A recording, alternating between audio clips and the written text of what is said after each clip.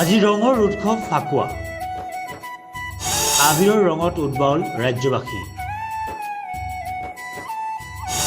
হোলী গীতৰ সুৰত গুঞ্জৰিত হৈছে ৰাজ্যৰ চৌদিশ। আজি কাৰোৰে মনত নাই বেজাৰ, কাৰোৰে মনত নাই বিৰক্তি কিম্বা আক্ষেপ। খন্তেকৰ বাবে সকলো দুখ বেজাৰ একাষৰীয়া কৰি আঁকোৱালি লৈছে ৰং আৰু আনন্দৰে। ৰাজ্যৰ ভিন্ন প্ৰান্তত উদযাপন কৰা হৈছে দৌল উৎসৱ তথা ফাকুৱা। ফাকুৱাৰ ৰঙেৰে হৈ পৰিল পলাশৰ ৰঙতকৈও ৰঙীন। চঞ্চল ফাগুনৰ আচলত ধৰি আনন্দৰে উদযাপন ফাকুৱা।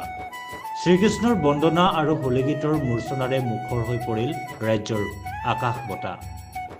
দৌল উৎসৱৰ উপলক্ষে ডিব্ৰুগড় মহানগৰৰ ৰাজপথত বৰষিল পুষ্পবৃষ্টি। আজি পুৱাৰ ভাগত মহানগৰৰ HS ৰোডৰ পৰা এক বিশাল ধৰ্মীয় শোভাযাত্ৰা বাহিৰ কৰে। প্ৰায় 5 কুইণ্টল ফুলেৰে উদযাপন কৰিলে হোলী। আবিৰৰ ৰঙৰ পৰিৱৰ্তে ৰাণী শক্তি মন্দিৰত একাংশ ভক্তই ফুলেৰে খেলিলে হোলী। কলকাতাৰ পৰা অনা 5 কুইণ্টল বিভিন্ন প্ৰকাৰ ফুলেৰে পুষ্পবৃষ্টি বৰষিল মহানগৰৰ ৰাজপথত। Bureau report, চাইনন।